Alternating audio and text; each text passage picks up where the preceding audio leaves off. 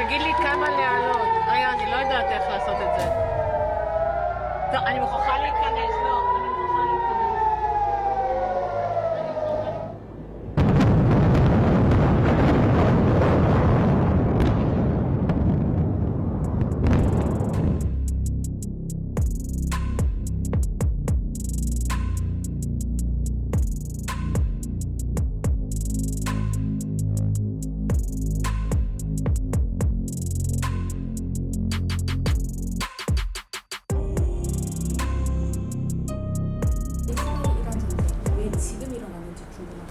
사실 뭐 지금의 중동에서의 이란과 이스라엘 간의 이러한 좀 갈등과 분쟁의 역사는 꽤나 오랜 역사를 갖고 있습니다.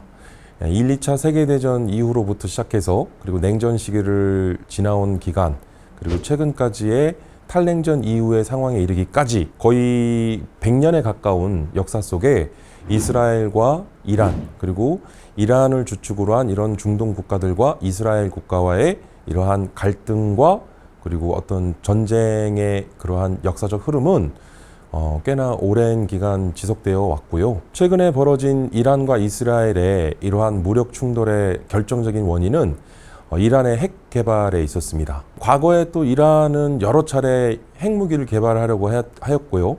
또 이러한 핵무기 개발 과정에서 미국이나 이스라엘 등 서방의 어떤 직접적인 제재나 또는 어떤 그런 방해에 의해서 이란의 핵 개발은 여러 차례 또 수포로 돌아간 적이 있는데 최근에 뭐 이스라엘이나 미국 등 여러 나라들의 정보기관에서는 이스라엘의 핵 무장, 핵 개발이 거의 이제 완료 시점에 다다랐다고 하는 일종의 레드라인에 접어들었다라고 하는 평가를 많이 받아왔고 이스라엘과 이란의 어떤 그러한 복잡 미묘한 어떤 국제 정치나 국제 관계에 있어서 갈등 그리고 더 나아가서는 뭐 이스라엘과 또 이란과의 어떤 충돌 가능성에 있어서 이란은 일종의 그러한 마지노선 결국은 그 레드라인이라고 했던 핵무기를 개발에 완료하는 그 시점 결국 그 시점이 임박했다. 그리고 그 시점이 임박한 상황 속에서 이스라엘이 필두로 이제 이란에 대한 직접적인 무력 공격이 있을 수밖에 없었다라고 하는 표면적이고도 이념적인 또는 그런 측면뿐만 아니라 다양한 전쟁 발발 원인에 대한 접근을 할 수 있겠지만 기본적인 접근은 이란의 핵무기 개발이 완성 단계 시점에 접어들었다. 그리고 이에 대한 불안감과 그 적극적인 이란의 핵 개발을 저지하고자 했던 것이 첫 번째 충돌의 원인이 됐다고 말씀드릴 수 있겠습니다. 최근에 좀 눈여겨볼 수 있는 게 이란이 이제 보복 공격에 나섰는데요.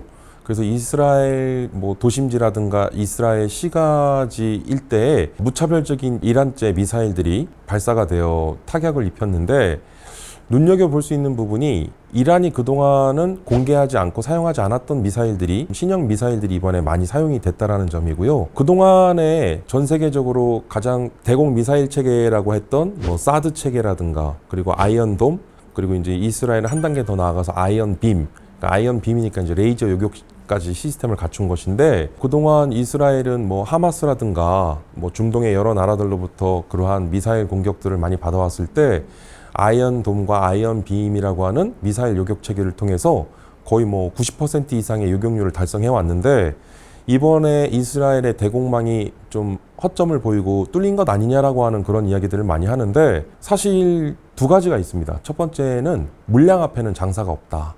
그래서 아무리 최첨단 대공방어 체계를 갖추고 있더라도 여러 투발체가 동시다발적으로 공격을 해왔을 때는 이를 100% 막기에는 역부족이다. 그리고 두 번째는 이제 우리가 미사일을 이야기를 할 때 좀 쉽게 말씀드리면 로켓에 탄두를 실으면 미사일이 돼요. 그리고 미사일에 탄두를 제거하면 로켓이 됩니다. 그리고 이 미사일은 두 가지로 나뉘어요. 하나는 이제 밸러스틱 미슬이라고 하는 탄도 미사일, 그리고 하나는 크루즈 미사일이라고 하는 순항 미사일로 나뉘는데요. 최근에 이 미사일 체계를 한 단계 더 분류를 하기 시작한 게 기존의 탄도 미사일과 순항 미사일의 특징을 동시에 갖는 하이퍼소닉 미슬이라고 하는 극초음속 미사일이 또 하나의 미사일로 대두가 된 거죠. 이 극초음속 미사일의 등장이 이제는 전쟁에서의 일종의 게임 체인저라는 또 평가를 받고 있는데요. 왜 이 말씀을 드리냐면 이란이 최근 이스라엘에 대한 보복 공격을 감행했을 때 극초음속 미사일을 사용을 했어요. 이 극초음속 미사일은 현행 이제 미사일 방어 체계에 대한 말씀 잠깐 드리면 미사일을 미사일로 요격하는 방식이다 보니까 미슬 디펜스라고 합니다. 그래서 이에 대한 약자를 그냥 우리가 MD라고 하는데 이 미사일 방어 체계는 또 다층 복합 방어 체계를 지향합니다. 그래서 고고도 체계로부터 중고도, 저고도에 이르기까지. 그래서 고고도에서 1차 요격 시도를 하고 다음 2차 시도를 중고도에서 그리고 마지막 저고도에서 다층 방어 시스템을 갖추게 되는데요. 기본적인 전 세계적인 이 미사일 요격은 기본적으로 종말 단계에서 요격을 시도합니다. 그러니까 무슨 얘기냐면 미사일을 일단 멀리 쏘아 올리기 위해서는 고각 발사를 하거든요. 그럼 수직으로 고각 발사를 해서 높은 고도로 빠른 속도로 올라가는 이 미사일을 탐지하게 되고 1단계. 그 다음에 이 미사일이 다시 이제 수평 궤도로 이동하면서 이제 활공 단계에 접어들게 되는데 이때 추적하고 이제 식별을 합니다. 그리고 마지막 활공 단계를 거쳐 이제 지상으로 떨어지는 낙하 단계가 있는데 결국 이때 고고도로부터 중고도, 저고도에 이르기까지 다층 방어 체계로 미사일을 요격하는 방식인데 하이퍼소닉 미슬이라 하는 이 극초음속 미사일은 현행 미사일 방어 체계로는 막을 수가 없어요. 현행 미사일 방어 체계로는 이 하이퍼소닉 미슬이라고 하는 극초음속 미사일을 100% 막을 수 있다고 하는 것은 불가능에 가깝습니다. 왜냐하면 너무 빨라요. 그러니까 일반적으로 미사일은 뭐 미사일을 요격하거나 또는 어떤 비행기와 같은 항공기를 격추하기 위한 용도로 만들게 됐는데 이 미사일을 통해서 뭐 일반적으로 군용 항공기는 소리의 속도를 측정하는 이제 마하라는 단위를 쓰는데요. 일반적으로 초음속 전투기가 마하 1에서 1.5 정도 속도를 냅니다. 그러면 이 초음속 미사일을 이제 요격하기 위해서 발사되는 미사일은 통상 마하 1.5에서 2 정도 속도를 내거든요. 근데 극초음속 미사일은 마하 5 이상의 미사일을 극초음속 미사일로 분류하는데 최근에 뭐 극초음속 미사일을 전략화 배치해서 운영 중인 나라들, 뭐 러시아나 미국, 중국 뭐 이런 나라들 특히 이 극초음속 미사일 기술은 러시아가 좀 앞서 있는데요. 러시아의 극초음속 미사일 중에는 마하 20에서 25까지 속도를 내는 미사일이 있어요. 그러니까 기존의 마하 5 이상만 넘더라도 이 극초음속 미사일을 완벽하게 요격하기는 불가능에 가까운데 급기야는 마하 20에서 25까지 속도를 내는 미사일은 막을 수가 없는 거죠.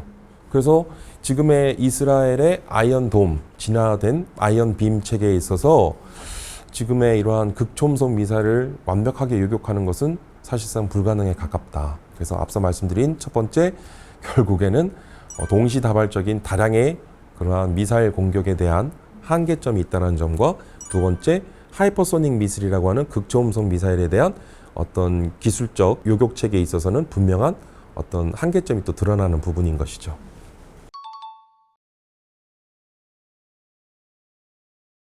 이스라엘과 이란의 악연은 100년여 가까운 길고 긴 역사를 갖고 있습니다. 중동 지역의 정세를 들여다보면 뭐 이스라엘과 이란뿐만 아니라 중동의 이슬람 국가들은 또 수니파와 또 시아파와의 또 갈등, 그러니까 굉장히 복잡한 그러한 종교적, 인종적, 정치적 갈등과 그런 복잡한 헤게모니 속에서 중동 지역 전세는 한마디로 이렇게 좀 정리를 하기가 쉽지가 않은 상황인데요. 일단 이스라엘과 이란 상황만 좀 집중해서 보자면 사실은 중동의 이스라엘은 인구 이제 950만에서 한 1000만 정도 되는 작은 나라입니다. 주중의 인근 연안에 또 위치해 있는 이스라엘의 지도를 보면요. 이스라엘은 주변으로부터 모든 중동 국가들로부터 포위돼 있어요. 그러니까 쉽게 얘기하면 고립이 돼 있는 상황 속에서 배후에는 이제 지중해가 있는데 더 이상 도망갈 데도 없는 거죠. 사실은 피할 곳이 없는 거예요. 그러니까 이제 이스라엘은 이러한 어떤 중동 지역 내에서의 국토의 그런 지리적 한계나 어떤 제약 그리고 주변 중동 국가들로부터의 어떤 고립된 상황 속에서 연례적인 군사훈련조차도 제대로 못해요. 왜냐하면 이스라엘의 군사훈련이 어떤 주변 국가들에게는 뭐 마치 준전시 상황과 같은, 그러니까 이제 결국은 이스라엘은 어떤 공격이 임박했거나 공격 징후가 있었을 때 이에 대비하겠다고 하면 너무 늦어요. 그래서 이스라엘은 국가적 전략을 이제 공격 징후나 어떤 전쟁 발발 징후가 있을 때는 선제 타격을 합니다. 그러니까 선제 공격을 하도록 돼 있어요. 그러니까 이스라엘의 기본적인 군사작전 지침인데 국제법상에서도 자위권을 인정하고 있거든요. 그러니까 여기서 말하는 국제법에서의 자위권이라고 하는 것은 선제와 예방이라는 개념인데 이스라엘은 국제법에서 이야기하고 있는 이 자위권에 있어서 선제와 예방을 적극적으로 활용하고 있는 나라 중에 하나다. 그리고 이스라엘의 이러한 이란의 뭐 핵 개발의 어떤 완성 단계에 임박했을 이런 상황에 대한 어떤 일종의 시나리오, 그 상황을 가정해 놓고 있었는데, 이란이 핵무기를 개발한 순간 결국은 핵 공격을 받을 수 있잖아요. 근데 이제 냉전 시절에만 하더라도 대표적인 Mutual Assured Destruction이라고 하는 그 대량 응징 보복 또는 이제 상호 확증 억제 전략이라고 해서 쉽게 얘기하면 핵무기를 보유한 국가는 핵무기를 보유한 국가를 공격할 수가 없다라는 게 핵 보복을 받기 때문에 이란이 핵무장을 하는 것은 결국은 어떻게 보면 중동 지역에서의 이른바 3차 세계대전이 핵전쟁으로 비화될 수 있고, 이 핵전쟁의 시작이 결국은 이란과 이스라엘 간의 전쟁이 될 수 있다라고 하는 점인데, 인류의 수많은 역사 속에 있어 왔었던 수많은 전쟁 속에 그 핵전쟁은 없었거든요. 그리고 핵전쟁은 앞으로도 없어야 한다라는 것이 어떤 국제적인 기저고요.